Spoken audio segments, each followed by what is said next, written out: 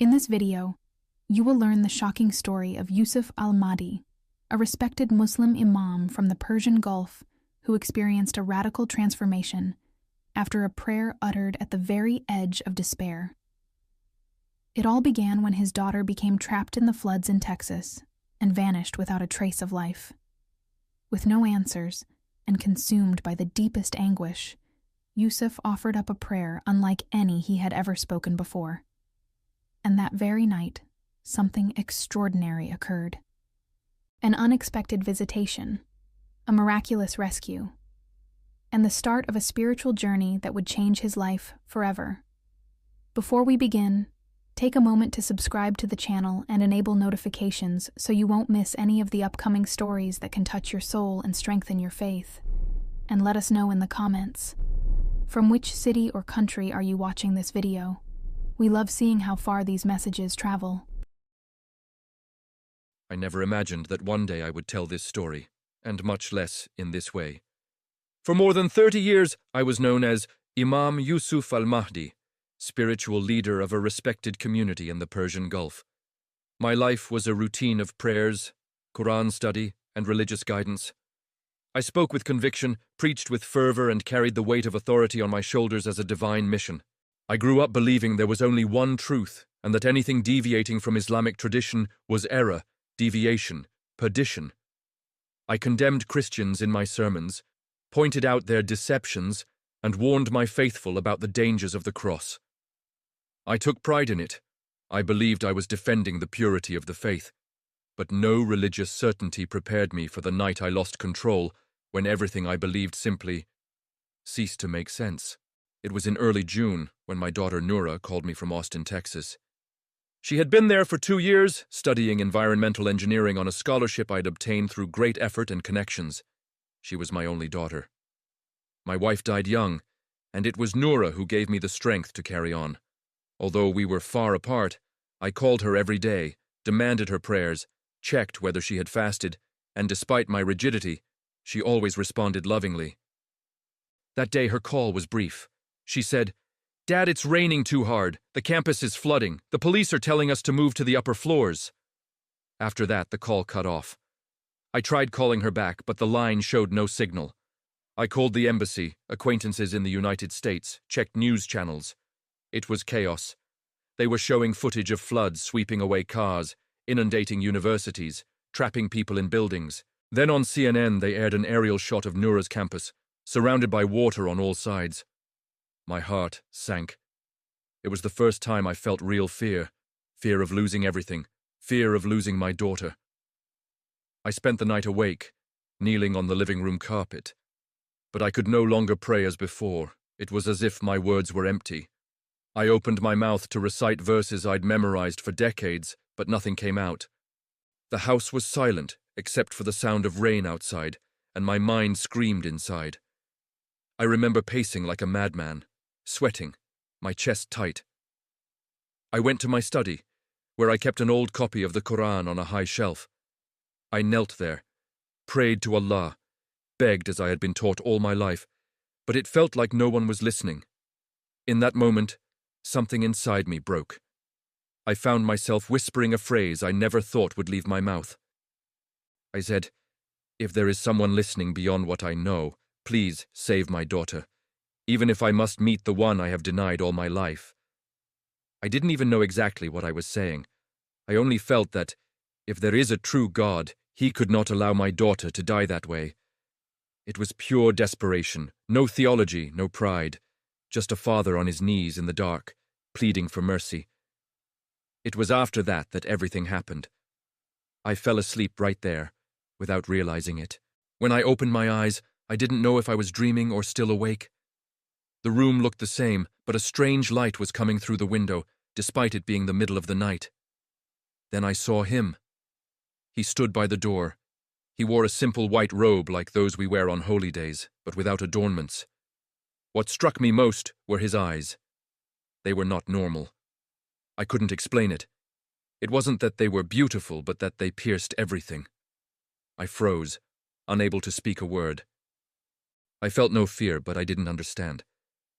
He looked at me for what seemed like an eternity and said only, You called me, and I came.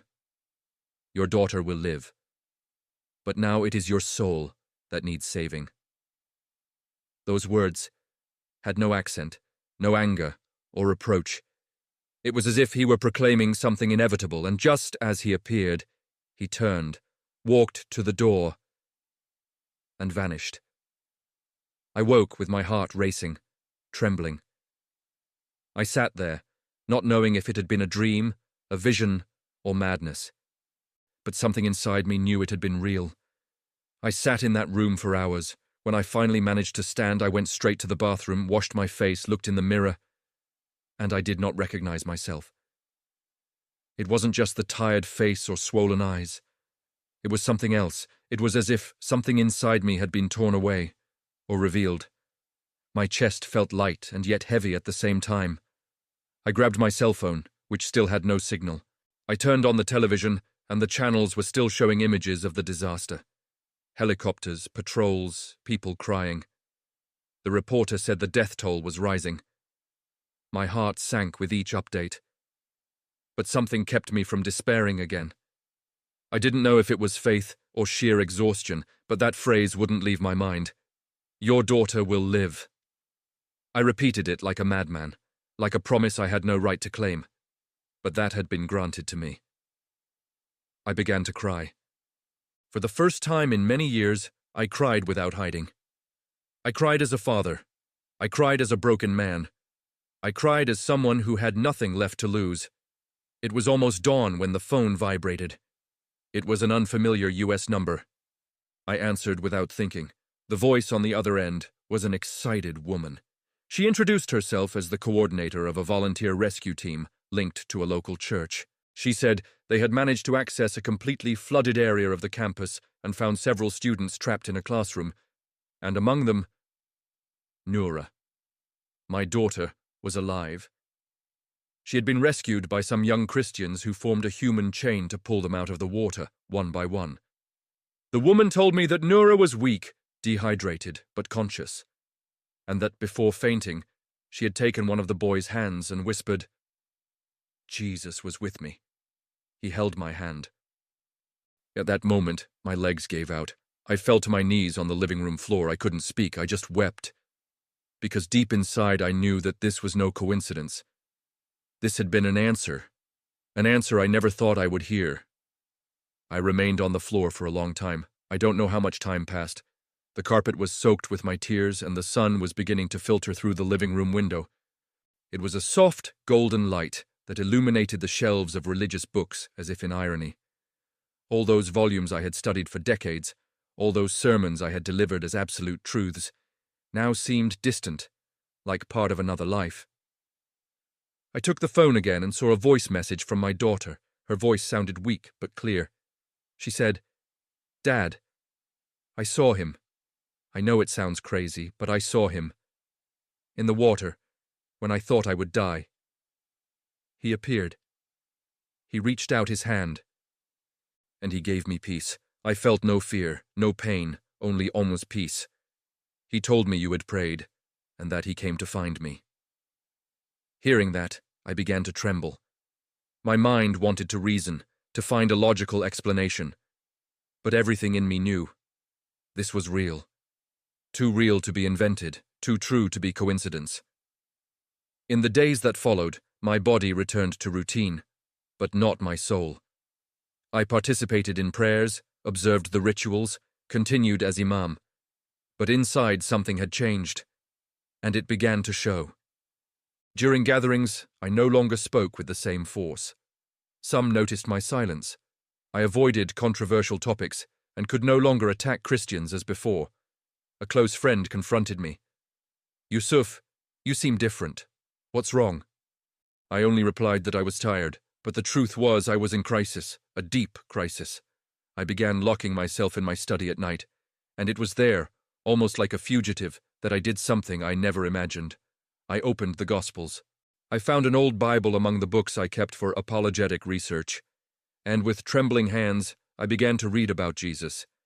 Not as an enemy, but as someone who perhaps, just perhaps, had visited me that night. At first I read with resistance. Each verse was like a knife cutting through everything I had always believed. But, at the same time, there was something strange, an unexpected familiarity. Jesus' words didn't come as attack or imposition. They were firm, yes, but full of mercy, of a love I could not explain. One night I found myself weeping as I read the story of the man whose daughter was healed from a distance solely by his faith. It was as if I were there, as if that story were mine. The more I read, the more I realized Jesus was not who I had believed. He was not an enemy, not a threat. He was the answer. The answer to the most sincere prayer I had ever prayed in my life. That prayer made in darkness, when I laid everything aside and only asked, "Save my daughter." It was as if he had heard me, even when I didn't even know his name well. Guilt began to consume me from within. I remembered the harsh sermons, the times I had raised my voice against Christianity, the words of hatred I had spoken. And I felt ashamed. How could I have been so blind? How could I have despised so many who perhaps were only trying to live by faith? I began avoiding public prayers. I made excuses not to lead the services. My appearance was the same, but my soul was in ruins. And at that point, I made the most difficult decision of my life. I called my daughter and asked if she felt safe where she was. She said yes, that the church that rescued her had welcomed her with love. Then I said only, "I need to see you, but I can't tell anyone, neither here nor there. Let's meet in secret." She was silent for a few seconds and replied, "I already knew you would come. Jesus told me so." I traveled in secret. I took a flight with layovers, didn't tell anyone, and brought only a backpack with light clothes. My heart raced the entire time, as if I were committing a crime. And perhaps, to my community, I was. When I finally set foot on American soil, I took a deep breath. It was the first time in decades that I had left the world that shaped me. The taxi took me to a wooden house on the outskirts of Austin, with a simple garden and a cross hanging on the door. The local church had provided that space so Noura could be safe until she recovered. When she opened the door and saw me, she ran into my arms with such force that I collapsed. I wept on her shoulder like a child. There was no room left for pride between us. We sat on the porch, and I asked her to tell me everything, from the moment the water rose until the time of the rescue. She spoke slowly, as one still trying to make sense of what had happened. She said that when the water flooded the classroom, she and the other girls clung to the tables, trying to climb onto the chairs. That the lights went out and everything went dark. And that there, in that panic, she began to pray. But not with memorized words. She simply pleaded with a pure heart. Then she felt a presence, strong yet serene, as if the room had come to a standstill. She said she saw a man among them, even in the darkness. He had a light around him, but no one else perceived him, only she did. He approached, extended his hand and said, "Your father prayed, and I came for you." When she finished telling that, I lowered my gaze, weeping in silence, because I knew that this man was the same one who visited me. The words were the same, the presence identical, and that sealed everything inside me. There was no way to escape. I spent a week in that house with her. We didn't go out. We didn't speak to anyone. We only prayed. We wept. We read the Gospels together, like two beginners who had just discovered something forbidden, yet necessary. Every word seemed to fit like a piece of a puzzle that had been hidden for years. I discovered I was not alone. Noura, too, had been having doubts, questions, inner conflicts, but she never dared tell me for fear of hurting me. And now there we were, free, yet still surrounded by fear of what would happen if this became public. During that week, what struck me most was when she asked me, "Dad, do you believe you were saved too?" And I, with glassy eyes, could only answer, "I can't explain what happened, but I know I will never be the same again. And if this is salvation, then yes, I have been reached." It was the first time in my life I spoke about faith without a memorized speech. It was just me, a repentant father, acknowledging that I had been touched by something I never understood. At the end of that week, I received a call from the brother of a member of the mosque, asking why I had disappeared. His voice sounded distrustful. He said some people were already commenting that something was wrong with me. I realized there was no way to go back. Even if I lied at that moment, the truth would eventually come to light. I thanked him, hung up the phone, and looked at Noura. We need to make a decision now. I can't return. She was silent for a few seconds, then said, Then let's start a new life here, for real. It sounded simple, but it was one of the hardest sentences I've ever heard. To leave everything behind, my land, my position, my story. But in that instant, what I desired most was to live in truth, and I knew, deep in my soul, that no truth was greater than the one who visited me that night of desperation. In the days that followed, we began the legal procedures for my stay in the United States. It was a discreet process, guided by members of the local church who understood the gravity of our situation. They asked no questions. They forced us into nothing. They simply welcomed us with a silent respect that disarmed me inside. All my life, I had seen Christians as enemies. And there they were, feeding me, helping me fill out forms, offering us shelter. One evening, a woman named Grace brought me a new blanket and said, You are welcome here, brother. God has already begun something beautiful in your life. I could only nod, trying to hold back tears. I felt small, not knowing how to repay them. Every gesture on their part was one less brick in the wall I had built throughout my life. For the first time, I began to understand what unconditional love is. A love that neither demands nor accuses, but only extends its hand. In time, we left the shelter and moved to a smaller town. We rented a small 2-bedroom apartment with a modest living room. But it was all we needed. Noura arranged a transfer to a nearby university and resumed her studies. I began working translating religious texts, both Islamic and Christian, while studying, reading, and trying to rebuild my faith from scratch.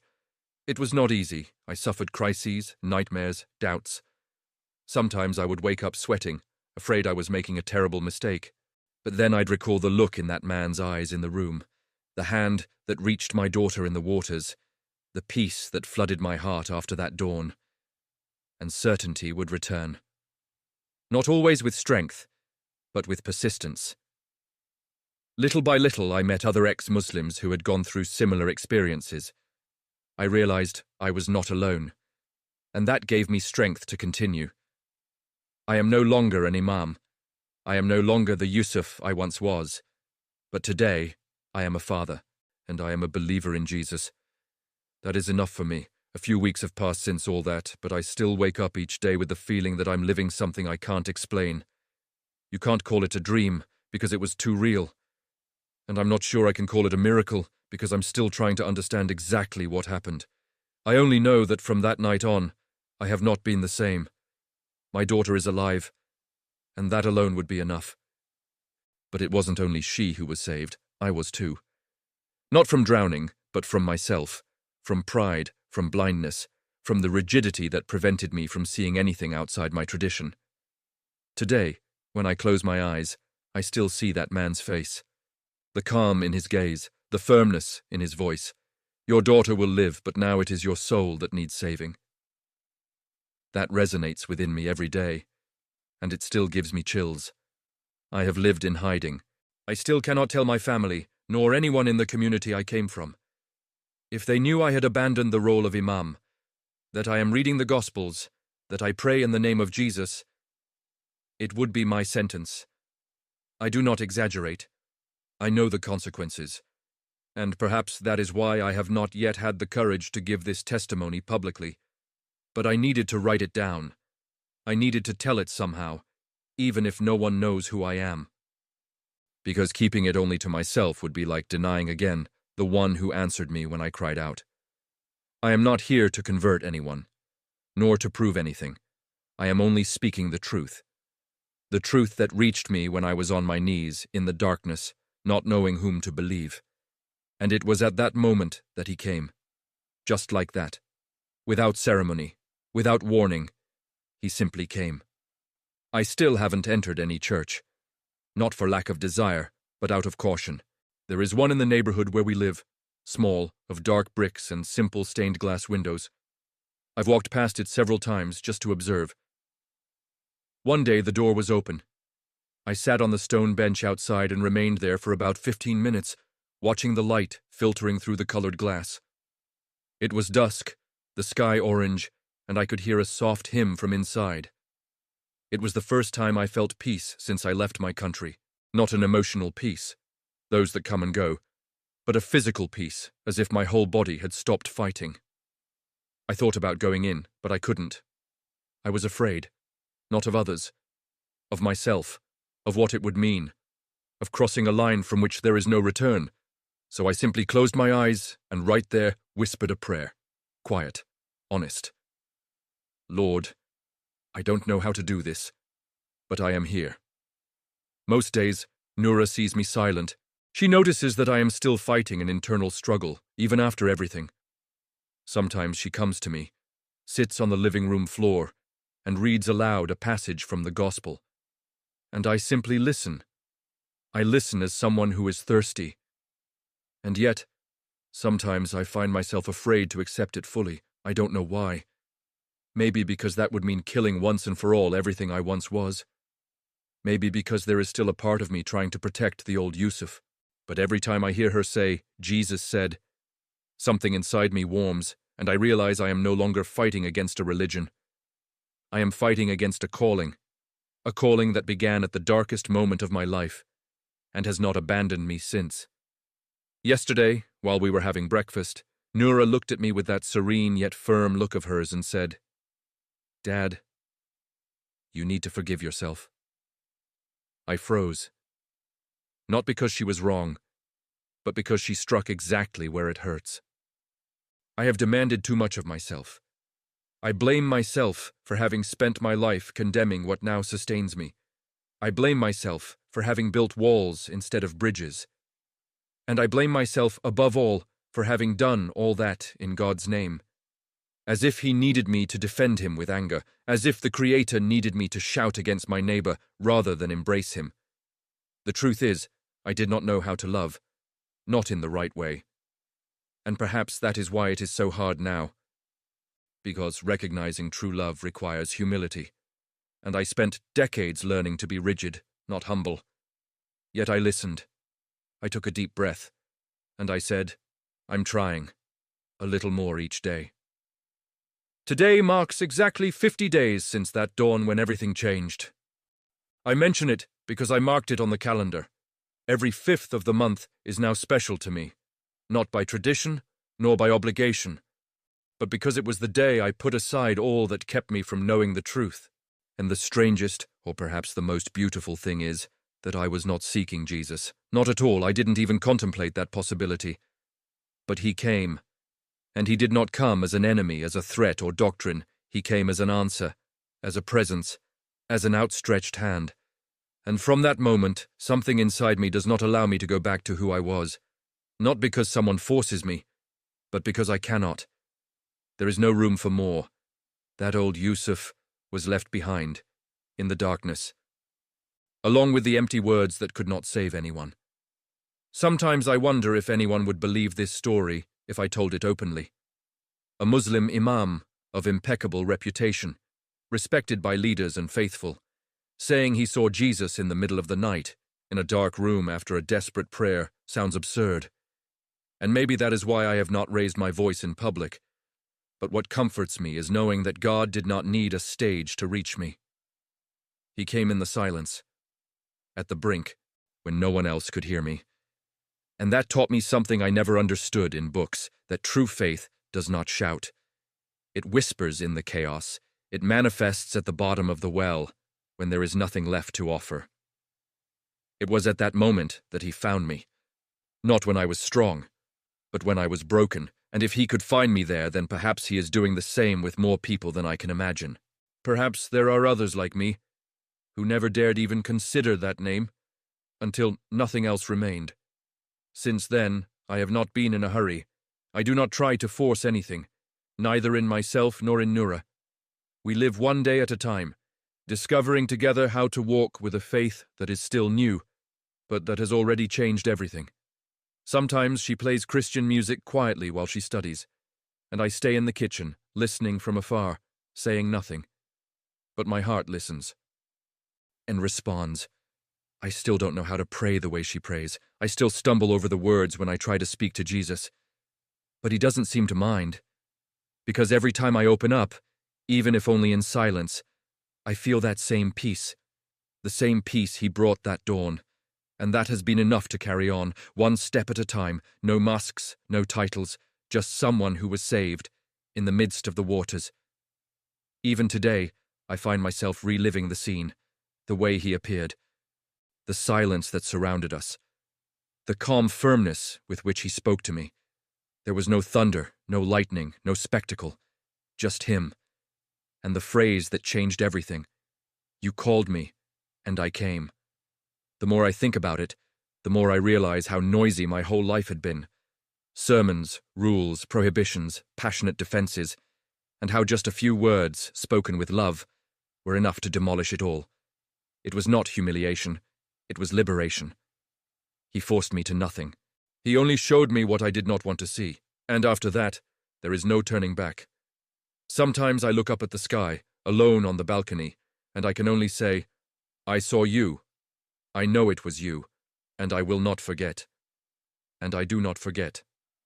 Because there are marks that do not disappear, and this is one of them. It is in me now, not on the outside, but in the depths of my soul. I spent a week in that house with her. We did not go out. We did not speak to anyone. We only prayed, we wept. We read the Quran and the Bible side by side, and I said, "Let us study with honesty, without fear, without doctrine, just seeking the truth." She looked at me with tears in her eyes and said, "I have waited my whole life to hear this." There was no argument, no dispute, only reading and silence. And in that silence, we came to understand that Jesus did not come to destroy anything. He came to fulfill. He came to show the way, not the way of religion, but the way of reconciliation. For the first time I understood what grace means, something you do not deserve, yet receive anyway. And now, every time I look at my daughter, alive, smiling, breathing, I understand. Grace found me that night, and although I am still learning to walk with it, I can no longer imagine life without it. I'm not sharing this story to impress anyone. In truth, I'm only writing it down because there are days when it feels as though all of this will explode inside me if I don't express it. I no longer have my position, my status, or my former reputation. But I have something I never had before. Freedom. Freedom to think, to believe, to make mistakes, to ask questions. Freedom to look at myself without fear. And freedom, above all, to look upon God without imagining that he's poised to punish me for any slip. I thought I knew him. But I only knew rules. I only knew fear. Today, even if I don't understand everything, I know something that was once impossible. Peace. And the strangest thing of all is that this peace came from someone I spent my life denying. That still unsettles me. It still leaves me unmoored, yet at the same time, it gives me certainty. Because no one would invent a story like this. I would never have created it in my own mind. It was highly improbable, highly inconvenient. But it's what happened. Sometimes people ask me, though they know nothing, why I'm so quiet, or why I still haven't returned to my country. I simply smile faintly as someone who guards a precious secret and say that I'm reorganizing my life. Because that's what I'm doing in a way, reorganizing everything. The way I pray, the way I speak, the way I see the world, even the way I breathe. But none of this is difficult. What was difficult was before. The burden I carried without realizing it. Today, even though I'm afraid, I feel lighter. And if someone asks one day what really happened, maybe I'll tell them. Maybe not. But even if I never speak it aloud, there's one thing no one can take from me. That night, I called him, and he came. Since then, I have never seen him again, neither in dreams nor in visions. And to be honest, that leaves me torn. Part of me would wish to see him again, to hear more, to have answers, to know why. Why me? Why in that way? Why at that moment? But another part understands that perhaps it's no longer necessary, because he didn't come to satisfy me with explanations. He came to save me, and he saved my daughter from death, and me from my own prison. I still harbor doubts, I still wake up confused, but I have never again felt alone. It is as if, since that night, something has been with me all the time. Silent, yet constant. And when doubts return, when insecurity hits, I close my eyes and repeat, "You called me and I came." Because that is what he said, and that is what he did. No matter what anyone says, no matter if one day this comes to light and many see me as a traitor, a madman, or a lost soul. I know what I lived through, I saw, I heard, and my daughter did too. No argument in the world can erase this. To some, this story will seem absurd, to others, made up. But for me, it is the only truth that remains. I was once a man of faith. Today I am a man who was found, in the darkness, at the brink. And if anyone wants to call this weakness, let them. I call it a miracle. A silent miracle, one that entered through the door, spoke to me and vanished. Just like that, leaving no trace. Only a peace I cannot explain. And to this day, after all I have lived, I still cannot explain it. I only know that it happened. And ever since, nothing has been the same. This story reminds us that even in the midst of the deepest despair, there is a God who listens. Even when we don't yet know how to call him by the right name. And when he responds, nothing ever remains the same. Now tell me, have you ever experienced something that made you question everything? A moment when you felt touched by something greater? Share your story in the comments. Your testimony can inspire others too. If this video spoke to your heart, subscribe to the channel and hit the notification bell so you won't miss the upcoming content that can transform your faith and your life.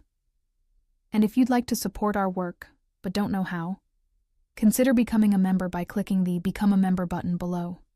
It's quick, easy, and helps us continue bringing these messages to even more people. The next video is already on your screen. Click now and continue with us on this journey of faith, truth, and hope. May God bless you, and see you in the next video.